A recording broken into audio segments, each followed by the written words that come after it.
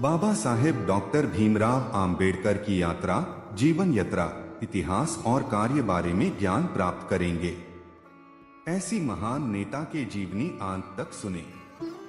इस महान नेताजी की बारे में जानने से आपको अपना जीवन की संघर्ष और कामयाब होने में प्रेरणा मिलेगा। Doctor B.R. अंबेडकर की पुण्यतिथि पूरे देश में महापरिनिर्वाण दिवस के रूप में मनाई जाती है। डॉक्टर भीमराव अंबेडकर भारतीय समाज के एक प्रमुख नेता, समाज सुधारक और संविधान निर्माता थे। उनकी जीवन यात्रा और संघर्षों ने उन्हें भारतीय सामाजिक और राजनीतिक परिदृश्य में एक विशेष स्थान दिलाया। बाबा साहेब डॉक्टर भीमराव अंबेडकर का जन्म 14 अप्रैल 1891 को मध्य प्रदेश के इंदौर शहर में स्थित महू में हुआ था, जिसका नाम आज बदलकर डॉ. अंबेडकर नगर कर दिया गया है। डॉक्टर भीमराव अंबेडकर जाति से दलित थे। उनकी जाति को अछूत जाति माना जाता था, इसलिए उनका बचपन बहुत ही मुश्किलों में व्यतीत हुआ था। एक बार की बात है, डॉक्टर बाबा साहेब अंबेडकर के पिता सूबेदार रामजी मालोजी सकपाल थे। वह ब्रिटिश सेना में सूबेदार थे। बाबा साहेब के पिता संत कबीर के अनुयायी थे और वे बेहद सुविज्ञ भी थे। डॉक्टर भीमराव रामजी अंबेडकर लगभग 2 वर्ष के थे जब उनके पिता सेवानिवृत्त हो गए। जब वह केवल 6 वर्ष के थे तब उनकी माताजी की मृत्यु हो गई। बाबा साहेब की प्रारंभिक शिक्षा बंबई में हुई।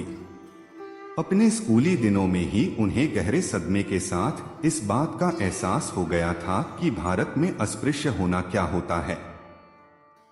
डॉक्टर अंबेडकर अपनी स्कूली शिक्षा सतारा में ग्रहण कर रहे थे। दुर्भाग्यवश डॉक्टर अंबेडकर की माताजी का निधन हो गया।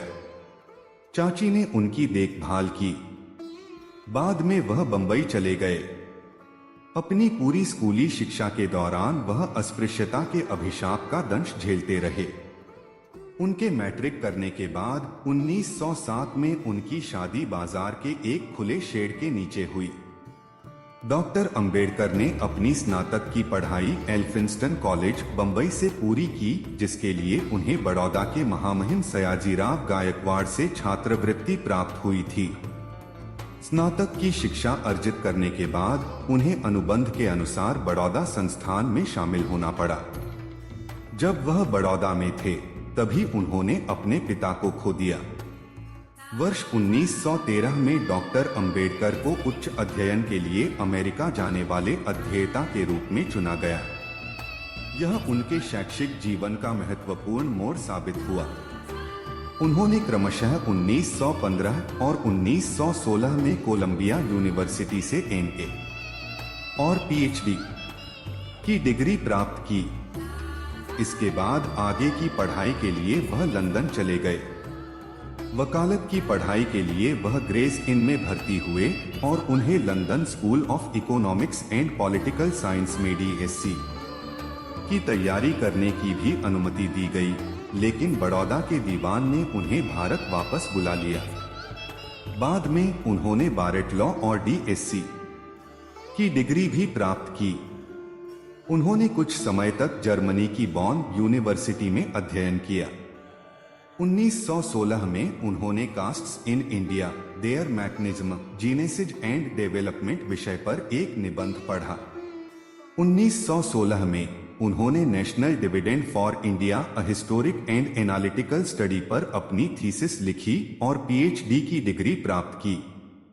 इसे 8 वर्ष बाद evolution of provincial finance in British India शीर्षक से प्रकाशित किया गया।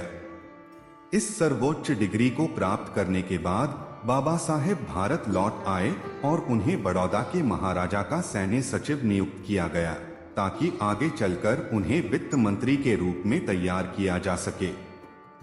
सितंबर 1917 में अपनी छात्रवृत्ति की अवधि समाप्त होने पर बाबा साहेब शहर लौट आए और नौकरी करने लगे। लेकिन शहर में थोड़े ही समय नवंबर 1917 तक रहने के बाद वह बंबई रवाना हो गए। अस्पृश्यता के कारण अपने साथ हुए दुर्व्यवहार ने उन्हें नौकरी छोड़ने के लिए विवश कर दिया था। डॉक्टर अंबेडकर बंबई लौट आए और राजनीतिक अर्थव्यवस्था के प्रोफेसर के रूप में सिडेनहैम कॉलेज में पढ़ाने लगे। सुविज्ञ होने के कारण वह छात्रों के बीच बहुत लोकप्रिय थे, लेकिन लंदन में कानून और अर्थशास्त्र की पढ़ाई दोबारा शुरू करने के लिए उन्होंने अपने पद से इस्तीफा दे दिया। कोल्हापुर के महाराजा ने उन्हें आर्थिक सहायता दी। 1921 में उन्होंने provincial decentralisation of imperial finance in British India पर अपनी थीसिस लिखी और लंदन यूनिवर्सिटी से एमएससी की डिग्री प्राप्त की। उसके बाद उन्होंने कुछ समय जर्मनी की बॉन यूनिवर्सिटी में बिताया। 1923 में उन्होंने डीएससी के लिए अपनी थीसिस प्रॉब्लम ऑफ रूपी इट्स ओरिजिन एंड सॉल्यूशन प्रस्तुत की। 1923 में उन्हें वकीलों के बार में बुलाया गया। 1924 में इंग्लैंड से लौटने के बाद उन्होंने दलित वर्गों के कल्याण के लिए एक एसोसिएशन की शुरुआत की, जिसमें सर चिमनलाल सीतलवाड़ अध्यक्ष और डॉक्टर अंबेडकर चेयरमैन थे। एसोसिएशन का तात्कालिक उद्देश्य शिक्षा का प्रसार करना, आर्थिक स्थितियों में सुधार करना और दलित वर्गों की शिकायतों का प्रतिनिधित्व करना था। नए सुधार को ध्यान में रखते हुए दलित वर्गों की समस्याओं को हल करने के लिए 3 अप्रैल 1927 को बहिष्कृत भारत समाचार पत्र शुरू किया गया। 1928 में वह गवर्नमेंट लॉ कॉलेज बंबई में प्रोफेसर बने और 1 जून 1935 को वह उसी कॉलेज के प्रिंसिपल बन गए और 1938 में इस्तीफा देने तक उसी पद पर बने रहे। 13 अक्टूबर 1935 को नासिक जिले के येवला में दलित वर्गों का एक प्रांतीय सम्मेलन आयोजित किया गया। इस सम्मेलन में उन्होंने यह घोषणा करके हिंदुओं को हतप्रभ कर दिया कि मैं हिंदू धर्म में पैदा हुआ, लेकिन मैं हिंदू के रूप में नहीं मरूंगा। उनके हजारों अनुयायियों ने उनके फैसले का समर्थन किया। 1936 में उन्होंने बॉम्बे प्रेसिडेंसी महार सम्मेलन को संबोधित किया और हिंदू धर्म का परित्याग करने की वकालत की। 15 अगस्त 1936 को उन्होंने दलित वर्गों के हितों की रक्षा के लिए स्वतंत्र लेबर पार्टी का गठन किया, जिसमें ज्यादातर श्रमिक वर्ग के लोग शामिल थे। 1938 में कांग्रेस ने अस्पृश्यों के नाम में परिवर्तन करने वाला एक विधेयक पेश किया। डॉक्टर अंबेडकर ने इसकी आलोचना की। उनका दृष्टिकोण था कि नाम बदलना समस्या का समाधान नहीं है। 1942 में उन्हें भारत के गवर्नर जनरल की कार्यकारी परिषद में लेबर सदस्य के रूप में नियुक्त किया गया। 1946 में वह बंगाल से संविधान सभा के लिए चुने गए। उसी समय उन्होंने अपनी पुस्तक हु वर शूद्र प्रकाशित की। आजादी के बाद 1947 में उन्हें देश के प्रथम प्रधानमंत्री श्री जवाहरलाल नेहरू की पहली कैबिनेट में विधि एवं न्याय मंत्री नियुक्त किया गया। लेकिन 1951 में कश्मीर मुद्दे, भारत की विदेश नीति और हिंदू कोड बिल के बारे में प्रधानमंत्री नेहरू की नीति से मतभेद व्यक्त करते हुए उन्होंने मंत्री पद से इस्तीफा दे दिया। 1952 में कोलंबिया यूनिवर्सिटी ने भारत के संविधान का प्रारूप तैयार करने में उनके द्वारा दिए गए योगदान को मान्यता प्रदान करने के लिए उन्हें एलएलडी की उपाधि प्रदान की। 1955 में उन्होंने थॉट्स ऑन लिंग्विस्टिक स्टेट्स नामक पुस्तक प्रकाशित की। Doctor B R. अंबेडकर को उस्मानिया विश्वविद्यालय ने 12 जनवरी 1953 को डॉक्टरेट की उपाधि से सम्मानित किया। आखिरकार 21 साल बाद उन्होंने 1935 में येवला में की गई अपनी घोषणा मैं एक हिंदू के रूप में नहीं मरूंगा को सच साबित कर दिया।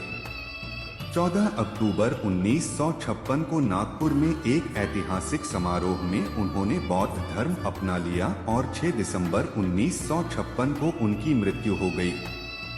1954 में काठमांडू, नेपाल में डॉक्टर बाबा साहेब अम्बेडकर को जागतिक बौद्ध धर्म परिषद में बौद्ध भिक्षुओं द्वारा बोधिसत्व की उपाधि से सम्मानित किया गया। खास बात यह है कि डॉक्टर अंबेडकर को जीवित रहते हुए ही बोधिसत्व की उपाधि से सम्मानित किया गया। उन्होंने भारत के स्वाधीनता संग्राम और स्वतंत्रता के बाद के सुधारों में भी योगदान दिया। इसके अलावा बाबा साहेब ने भारतीय रिजर्व बैंक की स्थापना में भी महत्वपूर्ण भूमिका निभाई। इस केंद्रीय बैंक का गठन बाबा साहेब द्वारा हिल्टन यंग कमीशन को प्रस्तुत की गई अवधारणा के आधार पर किया गया था। डॉक्टर अंबेडकर के देदीप्यमान जीवन इतिहास से पता चलता है कि वह अध्ययनशील और कर्मठ व्यक्ति थे। सबसे पहले अपनी पढ़ाई के दौरान उन्होंने अर्थशास्त्र, राजनीति, कानून, दर्शन शास्त्र और समाज शास्त्र का अच्छा ज्ञान प्राप्त किया। उन्हें अनेक सामाजिक बाधाओं का सामना करना पड़ा, लेकिन उन्होंने अपना सारा जीवन पढ़ने और ज्ञान अर्जित करने तथा पुस्तकालयों में नहीं बिताया। उन्होंने आकर्षक वेतन वाले उच्च पदों को ठुकरा दिया, क्योंकि वह दलित वर्ग के अपने भाइयों को कभी नहीं भूले। उन्होंने अपना जीवन समानता, भाईचारे और मानवता के लिए समर्पित कर दिया। उन्होंने दलित वर्ग के उत्थान के लिए भरसक प्रयास किए। उनका जीवन इतिहास जान लेने के बाद उनके मुख्य योगदान और उनकी प्रासंगिकता का अध्ययन व विश्लेषण करना आवश्यक और उचित है। एक मत के अनुसार 3 बिंदु आज भी बहुत महत्वपूर्ण हैं। आज भी भारतीय अर्थव्यवस्था एवं भारतीय समाज अनेक आर्थिक एवं सामाजिक समस्याओं से जूझ रहा है। डॉक्टर अंबेडकर के विचार और कार्य इन समस्याओं को सुलझाने में हमारा मार्गदर्शन कर सकते हैं। नेताजी के बारे में और अनेक अनसुनी कहानी हम जल्दी ला रहे हैं। हमारे चैनल को लाइक, कमेंट, सब्सक्राइब और शेयर करें। धन्यवाद।